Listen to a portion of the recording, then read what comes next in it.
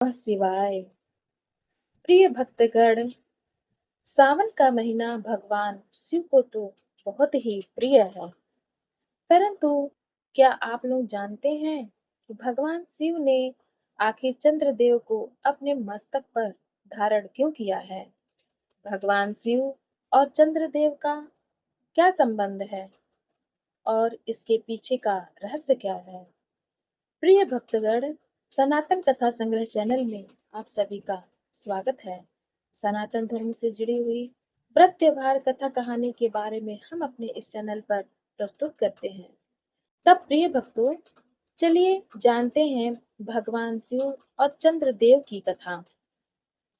चंद्रदेव को सोम भी कहा जाता है। वे अत्रि ऋषि और अनसुईया के पुत्र माने जाते हैं, जबकि कुछ स्थानों पर उनका जन्म समुद्र मंथन से बताया गया है।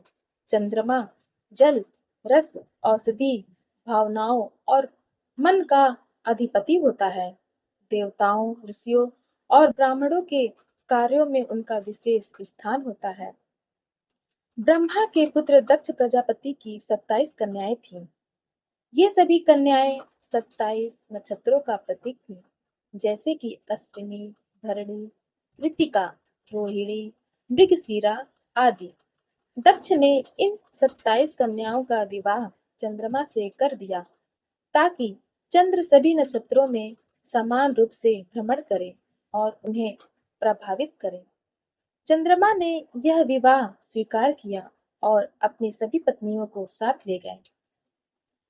चंद्रदेव को अपनी 27 पत्नियों में से रोहिणी सबसे अधिक प्रिय थी।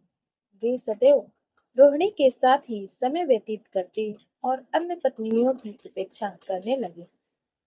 अन्य कन्याएं दुखी होकर अपने पिता दक्ष के पास लौट गईं और अपने दुख की कथा सुनाई। यह सुनकर दक्ष बहुत क्रोधित हुए।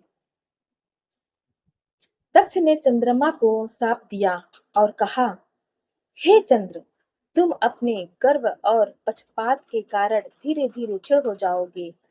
तुम्हारा तेज समाप्त हो जाएगा और तुम दुर्बल हो जाओगे। श्राप के प्रभाव से चंद्रमा की कांति लुप्त होने लगी। उनका शरीर मुरझाने लगा और वे रोगग्रस्त दिखने लगे। इससे देवताओं, ऋषियों और विशेषकर वनस्पतियों पर बुरा प्रभाव पड़ने लगा, क्योंकि चंद्रमा की ऊर्जा औषधियों और वनस्पतियों को जीवन देती है। जब चंद्रदेव की हालात अत्यंत दयनीय हो गई, तब देवताओं और महान ऋषियों ने भगवान ब्रह्मा से प्रार्थना की। ब्रह्मा ने उन्हें सलाह दी कि वे भगवान शंकर की शरण में लें, क्योंकि केवल वही उन्हें श्राप से राहत दिला सकते हैं। चंद्रदेव ने कैलाश पर्वत पर जाकर भगवान शिव की घोर तपस्या की। उन्होंने हजारों वर्षों तक ओम नमः शिवाय का जप किया और कठोर तप से शिव को प्रसन्न करने का प्रयास किया। उनकी भक्ति और तपस्या से भगवान शिव प्रसन्न हुए और प्रकट होकर बोले, हे सोम, मैं तुम्हारी भक्ति से प्रसन्न हूँ। मैं तुम्हारे इस श्राप को पूरी तरह समाप्त तो नहीं कर सकता, क्योंकि यह प्रजापति दक्ष द्वारा दिया गया है, लेकिन मैं इसे परिवर्तित करता हूँ। भगवान शिव ने चंद्रदेव को वरदान दिया कि तुम हर महीने क्षीण और पूर्ण होते रहोगे। शुक्ल पक्ष में तुम्हारी वृद्धि होगी और कृष्ण पक्ष में तुम्हारी क्षीणता। इस प्रकार तुम्हारी एक विशेष गतिशीलता बनी रहेगी और मैं तुम्हें अपने शीश पर धारण करूंगा, जिससे तुम्हारा तेज कभी पूरी तरह समाप्त नहीं होगा। तभी से चंद्रमा भगवान शिव के मस्तक पर अर्धचंद्र के रूप में शोभायमान है।